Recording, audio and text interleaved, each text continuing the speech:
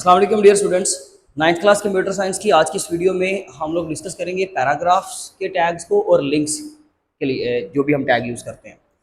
Actually हम लोगों ने एक टॉपिक स्टार्ट किया था क्रिएटिंग कंटेंट विद HTML। तो क्रिएटिंग कंटेंट विद HTML में सबसे पहले आपका जो सब हेडिंग आती है बुक के अकॉर्डिंगली, इसमें पहला टॉपिक था हेडिंग्स का। तो हमने HTML हेडिंग्स नाम देकर उनको पहले कवर किया।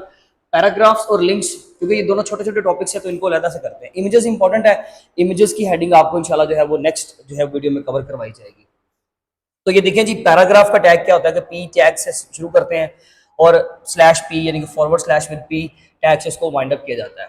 इसमें होता क्या है कि जो सब सिंपल आपने नॉर्मल अपना कंटेंट लिखना होता है ना, वो आप पैराग्राफ के टैग के जरिए से लिखते हो। अगर मैं पैराग्राफ का टैग नहीं भी यूज करता तो मेरा कंटेंट वैसे ही लिखा जाएगा, लेकिन सिर्फ इसका बेनिफिट ये होता है कि जब हम पैराग्राफ का टैग दे देते हैं तो हमारा जो कंटेंट होता है वो पैराग्राफ्स में डिवाइड कर दिया जाता है। यानी कि मैंने कोई 2 4 5 लाइनें लिखी एक पी टैग के अंदर, उसको फिर बंद कर दिया और उसके साथ फौरन से मैंने अगला पी टैग शुरू कर दिया। लेकिन जब उसकी आउटपुट हमें स्क्रीन पर नजर आएगी तो वो आपको फर्क नजर आएगा। उसमें नेक्स्ट लाइन पे एक तो वो गैप आ जाएगा, एक लाइन का रीडेबिलिटी इंप्रूव हो जाएगी, यानी कि उसको पढ़ना और समझना आसान हो जाएगा, और वो नेक्स्ट पैराग्राफ के तौर पे जो है वो साथ में अगला पैराग्राफ शुरू हो जाएगा।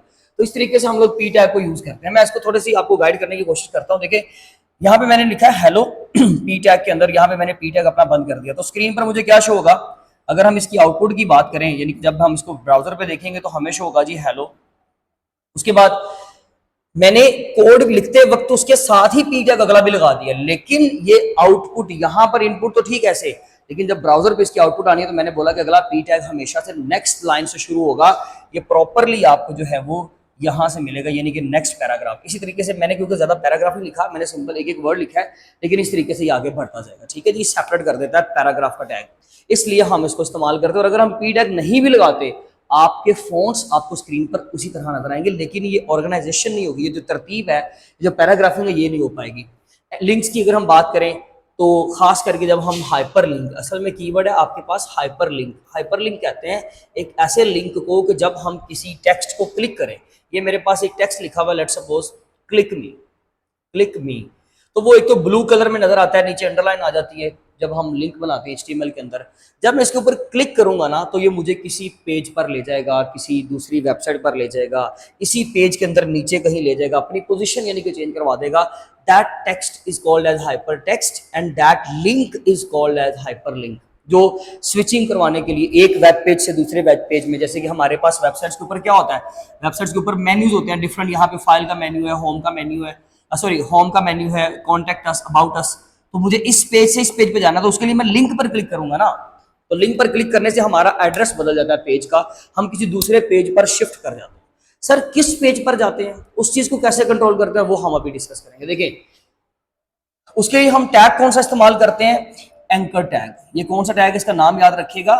इसके लिए हम एंकर टैग यूज करते हैं, that is a paid tag. इसको इस्तेमाल करने का तरीका क्या है, इसकी एग्जांपल ले लीजिए कि हम लोग जब इस टैग को यूज करेंगे तो ये तरीकाकार होगा। देखिए हमने सबसे पहले एंकर टैग लगाया, उसके बाद हम लोगों ने क्या करना है, जो भी मुझे शो करवाना है, जैसे कि यहाँ पे टेक्स्ट क्या शो हो रहा था, क्लिक मी, जिसको हम लोगों ने लिंक बनाना है, तो लेट्स सपोज यहाँ पे आ गया क्लिक मी।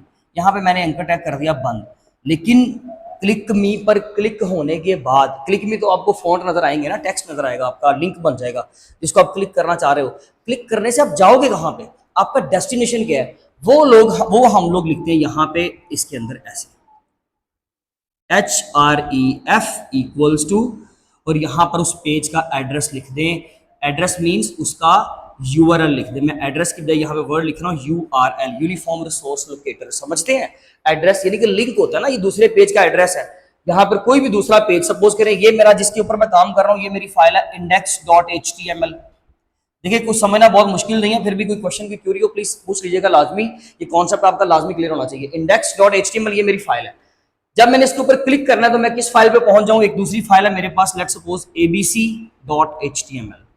तो मैं फिर यहां पर इसका एड्रेस लिखूंगा abc.html।